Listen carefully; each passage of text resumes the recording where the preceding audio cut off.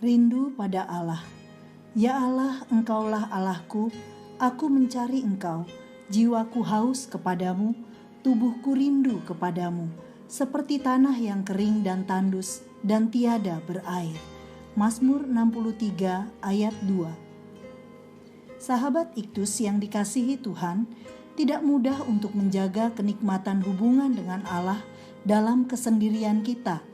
Ketika kita berada bersama untuk bersekutu, semangat memuji dan menyembah Allah dapat terjaga. Namun pada saat kebersamaan itu tidak terrealisasi dan keadaan memaksa kita untuk berada jauh dari persekutuan bersama. Ada kerinduan untuk menyanyi, memuji Allah, dan mendengar firman bersama. Namun situasi dan kondisi tidak memungkinkan. Maka sepertinya ada yang tercabut dari hidup kita.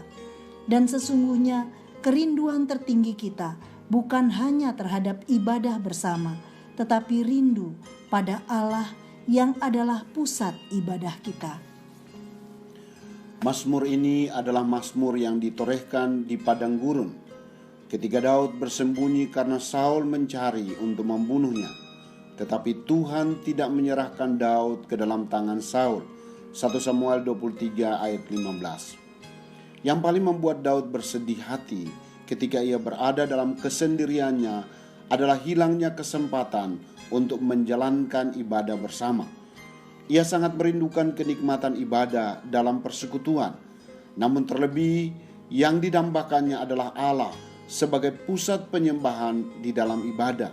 Inilah gambaran kerinduannya akan Allah. 1. Ia mencari Allah. Ayat 2 dan ayat 3. Daud sedang berada dalam kesunyian di padang gurun dan ia membangkitkan dirinya untuk mencari Allah. Istilah Allahku menunjukkan pengakuan terhadap keberadaan Allah yang ada dan menjadi milik kepunyaannya. Sikapnya mencari Allah menunjukkan kerinduan untuk semakin mengenal Allah melalui firman-Nya. Aku akan mencari Engkau ketika hari masih pagi. Kegigihannya untuk menikmati hadirat Allah. Jiwaku haus, rindu kepadamu, dan menikmati kehadiran Allah di tempat kudusnya. 2. Ia menghormati Allah. Ayat 4 dan ayat 5. Daud berada di padang gurun, namun hatinya meluap-luap untuk memuji Allah. Daud memuji Allah sebab kasih setianya lebih dari hidup. Perhatikan, orang-orang yang hatinya disegarkan dengan tanda kebaikan Allah haruslah mengangkat hati untuk menghormati Dia. Bagi Daud, memuji Allah adalah pekerjaan seumur hidupnya. Dengan menaikkan tangan demi nama Allah, berarti dalam keadaan yang lemah dan terkulai, Daud tetap memberi penghormatan kepada Allah. 3. Ia puas di dalam Allah. Ayat 6. Ayat 6 menunjukkan kepuasan batin, yakni dengan lemak dan sumsum jiwaku dikenyangkan. Yesaya 25 ayat 6. Daud memang merindukan persekutuan bersama karena telah sekian lama berada dalam keadaan terkekang. Namun dalam kesendiriannya pun ia tetap dipuaskan oleh kasih setia dan rahmat-Nya. Daud merasa puas dengan Allah. Bahkan ia tidak menginginkan apa-apa lagi selain kebaikan-Nya yang membuatnya berbahagia. Kenikmatan dunia, kehilangan pesona, dan terasa hambar dibandingkan dengan kepuasan rohani yang diberikan Allah. 4. Ia intim dengan Allah. Ayat 7. Karena Daud tidak bisa menjalankan ibadah bersama, maka semakin banyaklah ia bersekutu dengan Allah secara pribadi. Allah ada dalam segenap pikirannya. Aku ingat kepadamu. Aku merenungkan Engkau. Ia tidak memikirkan Allah secara sambil lalu, tetapi terus-menerus tinggal di benaknya, di tempat tidurnya, dan di sepanjang kawal malam. Berarti dimanapun dan kapanpun, Daud selalu membawa ibadahnya kepada Allah. Bahkan saat ia dikejar-kejar Saul, ia lari ke sana dan ke sini. Namun di malam hari, dalam pembaringannya, ia tetap intim dengan Allah. Ada kalanya ranjangnya bersimbah air mata. Pasal 6 ayat 7. 5. Ia bergantung pada Allah. Ayat 8 dan 9. Dalam naungan sayap-Mu aku akan bersorak-sorai. Merupakan ungkapan yang menggambarkan tindakan Daud untuk mencari pertolongan dari Dia melalui iman dan doa. Disinilah kita dapat menerikan batu Ebenezer sambil berkata, sampai di sini Tuhan menolong kita.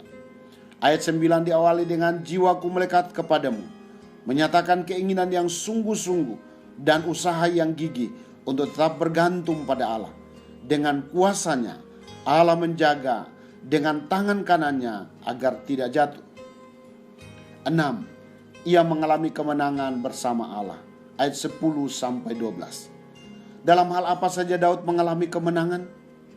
Dengan iman ia mempercayai bahwa musuh-musuhnya akan dihancurkan. Ayat 10 dan ayat 11.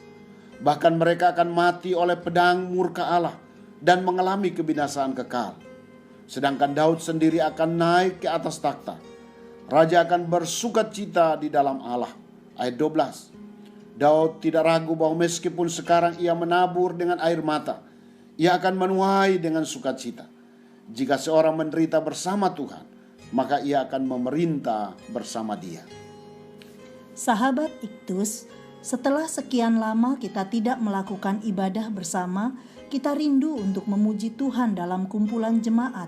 Tetapi rasa rindu tertinggi kita sesungguhnya adalah menikmati Allah dalam hubungan yang dekat dengannya. Tidak ada kepuasan lain yang kita dapatkan selain dari berada bersamanya dalam doa dan firman-Nya. Saya terus-menerus memikirkan Allah, bahkan sejak pagi hari hingga kawal malam, mulut saya dipenuhi pujian kepada Allah. Saya merasa aman bersama Allah dan menyadari bahwa sampai di sini Tuhan telah menolong saya.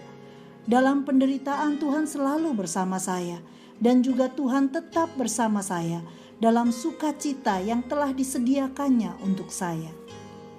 Sahabat Iktus yang dikasihi Tuhan, apakah saya selalu rindu mencari Tuhan? Kepuasan apa yang saya dapatkan ketika saya bersama Tuhan? Dalam hal apa saya belum bergantung kepadanya? Tuhan Yesus, saya bersyukur karena Engkau yang terlebih dahulu merindukan saya datang kepadamu. Saat ini dalam kesendirian saya ingin menikmati-Mu dan mengenal-Mu lebih dalam lagi. Sebagaimana Daud memperoleh kepuasan di dalam Engkau, saya rindu mengalaminya. Engkaulah Allah yang memberi kemenangan kepada saya. Saya tidak dikuasai kekhawatiran lagi. Yang ada dalam diri saya adalah saya mengalami kemenangan demi kemenangan bersama-Mu, sehingga banyak orang memuliakan Engkau, ya Yesus. Amin. Carilah Tuhan selama Ia berkenan ditemui.